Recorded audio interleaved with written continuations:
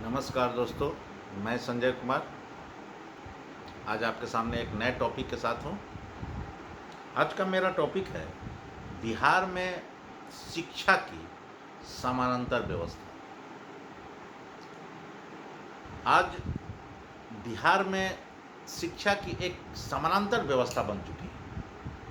अब आप इसमें सोचते होंगे कि समानांतर व्यवस्था का मतलब जो निजी संस्थानें हैं या निजी विद्यालय हैं, मेरा तात्पर्य वो है, तो आप गलत हैं। मैं यहाँ जो निजी स्कूल, कॉलेजेस या अन्य संस्थानें, शैक्षणिक संस्थान, उनको भी हम मेन स्ट्रीम का ही मानते हैं कि हाँ, वो भी मुख्य व्यवस्था है एजुकेशन की। इनके अलावे जो निजी संस्थानें और सरकारी संस्थानें, जो विद्यालय हैं, इनके अलावे शिक्षा की एक अलग पैरेलल व्यवस्था हो चुकी है।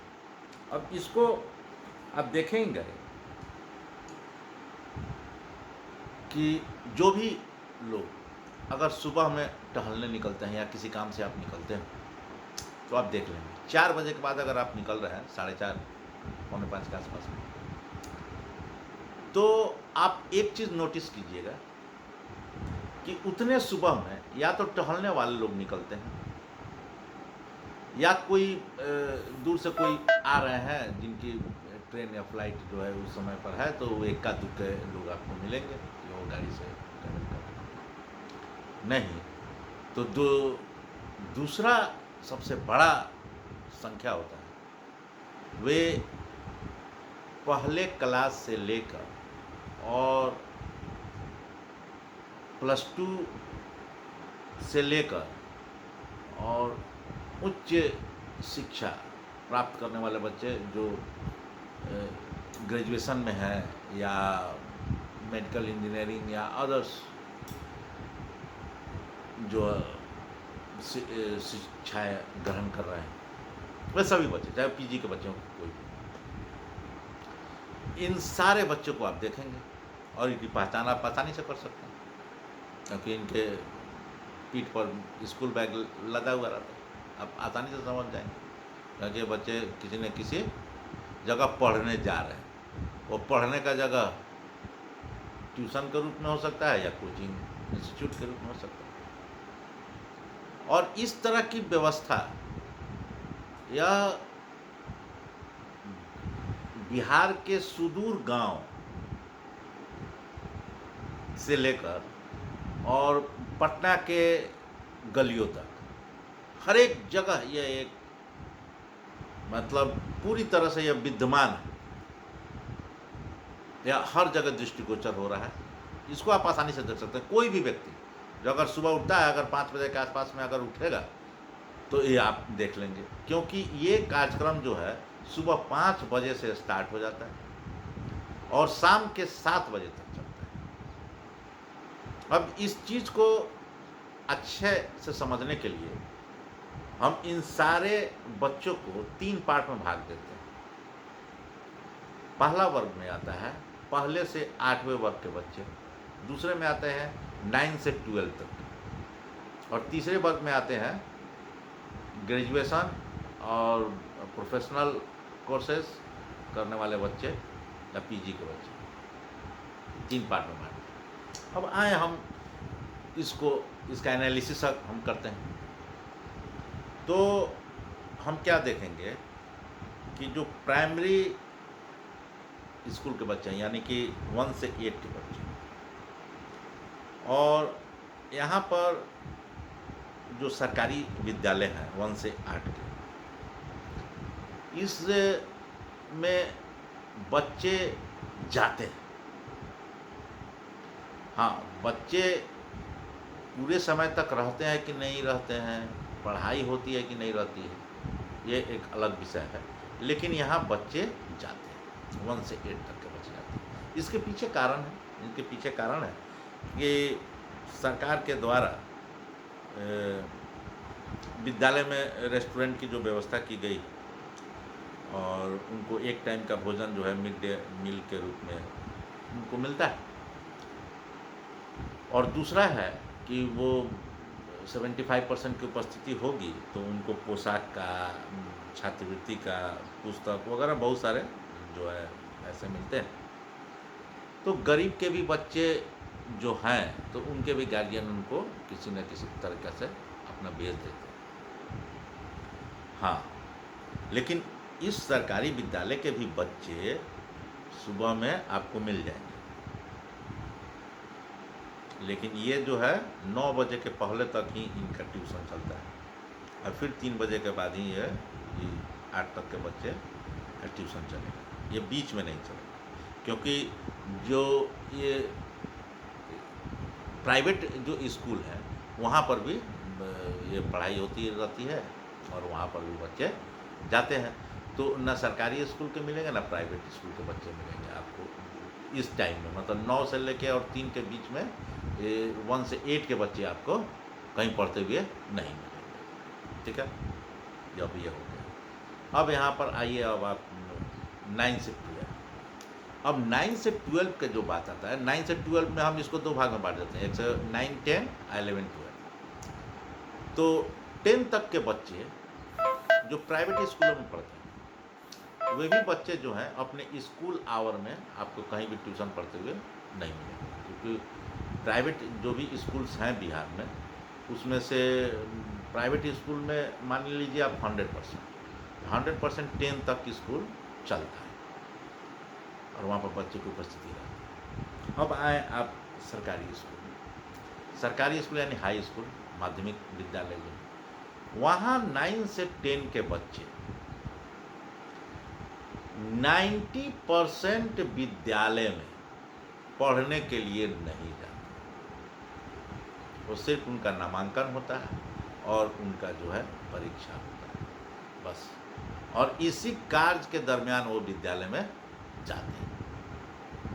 ठीक है, अब आइए 11, 12 में आप आएंगे तो पूरे बिहार के जितने +2 के विद्यालय हैं उसमें से 95%, 95, इससे एवब हो सकता है, इससे कम नहीं, आपका कोई भी बच्चा विद्यालय में पढ़ने के लिए नहीं जाता है और उन विद्यालयों में शिक्षक के रहने के बावजूद पढ़ाई नहीं।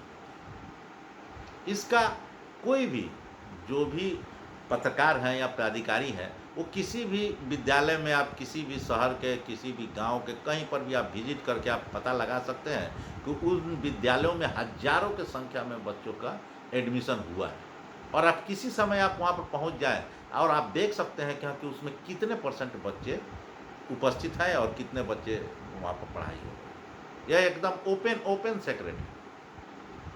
अब क्या बात है कि इसके लिए आप हाई स्कूल में, +2 के विद्यालय में कभी भी किसी पत्रकार को देखिएगा नहीं कि यहाँ को कैमरा लेके घूम रहा है।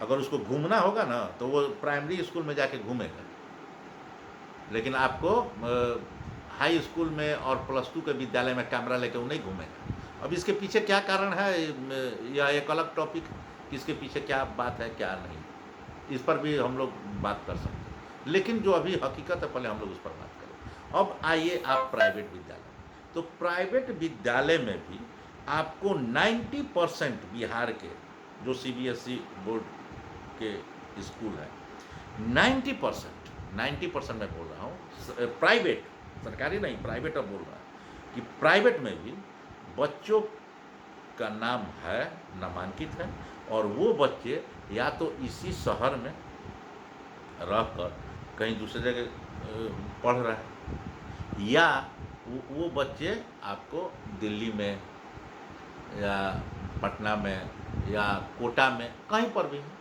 और वहाँ पर कोचिंग क्लासेज उनका चल रहा है और नाम उनका यहाँ पर चल रहा है। यानी कि प्राइवेट स्कूल में भी जो +2 तक के स्कूल है वहाँ पर भी यहाँ बिहार में बच्चों की पढ़ाई नहीं हो रही। 90% में बोल रहा हूँ, 90%, 10% में हो रहा है। अब उसमें अब संत माइकल है और DAV है, कुछ इंस्टीट्यूट है जो वहाँ पर चल रहा है, लेकिन जो बोर्डिंग स्कूल है वहाँ पर वो चल रहा है। लेकिन इनके अलावे का मैं बात कर रहा हूँ, इनके अलावा जो भी है उसमें से 90% जो है प्राइवेट स्कूल की मैं बात कर रहा हूँ, +2। और यह एकदम ओपन सेक्रेट है। हर एक कोई का जो है, जो आप कोटा में देख रहे हैं कि जो भीड़ लगा हुआ है बच्चों का, वो क्या है? या तो वो सरकारी स्कूल में नामांकित है, नहीं तो किसी प्राइवेट विद्यालय में नामांकित है। और वो सब बच्चे दिल्ली में और आपको पटना में भी आप जाके जो बच्चे पढ़ रहे हैं, तो वो जो छोटे-छोटे जो शहर है, मोतिहारी, बेतिया, मुजफ्फरपुर, बेगूसराय, गया, ये सब साइड के जो बच्चे हैं, वो आके भी पटना में कोचिंग कर रहे हैं। नामांकित हैं वो अपने उस विद्यालय में। उसमें वो चाहे सीबीएसई का हो या सरकारी विद्यालय। सरकारी विद्यालय का तो आपको हम बता ही दिए कि 95% बता दिए, और उसमें कोई अपवाद दूसरा कुछ नहीं। प्राइवेट में तो है कि हाँ कि कुछ विद्यालय हैं, जैसे संत माइकल हुआ, चाहे डीएवी के चेन के जो स्कूल हैं, या और भी कुछ जो बोर्डिंग स्कूल है जिसमें कि बच्चे रह कर पढ़ते हैं, तो इन सब स्कूलों को आप छोड़ दें तो इसके अलावे 90% मैं आपको बता रहा हूँ जितने भी आपका रजिस्टर्ड प्राइवेट स्कूल्स हैं। और एकदम यह जो है कि कोई भी पत्रकार जो है वहाँ पर जाकर अपन पता कर सकता है, वहाँ पर इंटरव्यू ले सकता है उसके मैनेजमेंट से। लेकिन ये क्यों नहीं होता है, और ये पत्रकार लोग आके करते क्या है, चाहे वो प्रिंट मीडिया का हो या सोशल मीडिया का हो या कुछ का, इनको इस चीज़ के लिए कोई मतलब नहीं है कि क्यों ऐसा हो रहा है और इसमें क्या सुधार होना चाहिए। गवर्नमेंट का तो छोड़ दीजिए, बाकी का छोड़ दीजिए, लेकिन इन लोग जो इनका काम ही है, तो अपने को मानते हैं कि हम पिलर हैं, चौथा स्तंभ है। कौन स्तंभ है तो अब आप ही लोग इसका निर्णय करें। अब आइए हम तीसरे फैकल्टी में आते हैं, कॉलेजेज में जहाँ ग्रेजुएशन इत्यादि पढ़ाई होती है। यह एकदम से ओपन सीक्रेट है। यहाँ पर हमारे जो विपक्षी लोग भी हैं, अब सत्ता बदलते रहता है, कौन सत्ता में गया कौन विपक्ष में गया, इस हमको मतलब नहीं है कि चलिए भाई आप कोई दूसरा सत्ता में था तो आप विपक्ष में थे तो आप क्यों नहीं पूछ रहे हैं, और जब वो सत्ता में है तो आप विपक्ष में आ गए तो आप क्यों नहीं पूछ रहे हैं। यानी कि यहाँ ये किसी पॉलिटिकल पार्टी से मतलब नहीं है। यहाँ शिक्षा से इस बिहार में ना किसी पॉलिटिकल पार्टी को मतलब है, ना यहाँ की जनता को मतलब है। सब इसी तरह से राम भरोसे चल रहा है। और जो लोग हैं पढ़ लिख के किसी तरह से दूसरे स्टेट में भी जाकर पढ़ उड़ के अगर कुछ हो जाते हैं, उनमें अगर कुछ चेंजिंग होती है तो वो उधर ही बस जा रहे हैं। बात खत्म। बिहारी हर जगह है। जितने आईएएस खोजिएगा उसमें से आपको 30% आपको मिल जाएगा, 25% की यहाँ के बिहारी है। लेकिन आप जाके पता कीजिए ना, क्या बिहार में आके बस रहा है? जो रिटायर हुआ तो उधर दिल्ली में बस गया, बॉम्बे में बस गया, पुणे में बस गया, जहाँ बन गया, बंगलोर में बस गया, जहाँ है हो गया। और वो अगर कहीं 2 नंबर का काम करता है तो कोई बात नहीं है, तो विदेशों में जाके बस जाएगा।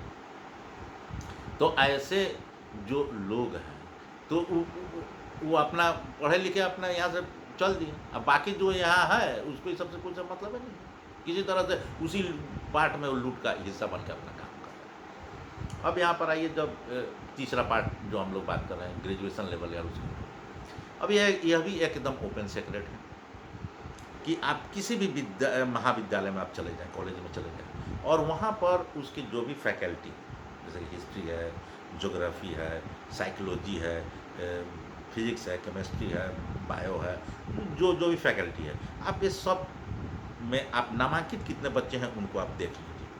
हज़ारों की संख्या में नामांकित, हज़ारों की संख्या में। और टीचर आप देखिए, टीचर आप पता कीजिए कि इस फैकल्टी में कै गो टीचर है। आप माने आश्चर्यचकित होंगे कि कोई ऐसी फैकल्टी है जिसमें टीचर है ये नहीं है, नहीं लेक्चरर या प्रोफेसर कुछ है ये नहीं है, और वहाँ पर सैकड़ों की संख्या में बच्चे नामांकित हैं, और वहाँ पर परीक्षा हो रही है, बच्चे परीक्षा देकर पास कर रहे हैं, और सरकार की तरफ से लड़कियों को जो है ग्रेजुएशन कर लिया तो उसको मुआवजा मिला, सब चीज़ हो रहा है। अब आप ये समझिए कि आखिर ये हो कैसे रहा है। उसी तरह से आप देख लीजिए, जो गवर्नमेंट के कॉलेजेस हैं वो आपको कुछ एनआईटी और आईआईटी पटना को आप छोड़ दें, ठीक है कि नहीं। आप अदर्स जो भी आपका आज के डेट में प्रत्येक जिला में इंजीनियरिंग कॉलेज खुला हुआ है। और मैं आपको मोतिहारी के इंजीनियरिंग कॉलेज का बात बता दूं, वहाँ पर 3 कॉलेज चल रहे हैं, बेतिया का, शिवहर का और मोतिहारी का, तीनों एक ही जगह चल रहे हैं। अब आप सोच सकते हैं यहाँ पर क्या पढ़ाई हो रही है, और तीनों जगह के बच्चे का नामांकन हो रहा है यहाँ मोतिहारी। अब आप सोचिए ये क्या है, ये मजाक ही ना है। तो उसमें से इंजीनियर कौन इंजीनियर बनकर निकलेगा, कैसा इंजीनियर बनाएगा निकलेगा, वो क्या करेगा? ना वहाँ पर कॉलेज में पढ़ाई हो रही है, ना प्रैक्टिकल है। हाँ, एग्ज़ाम तो हो रहा है, आखिर वो बच्चा एग्ज़ाम कैसे दे रहा है, आखिर उसकी तैयारी कैसे हो रही है? तो ये आप देखिएगा कि उसी तरह पीजी में माने कि जो उच्च शिक्षा है उसकी भी हालत जस की तस है।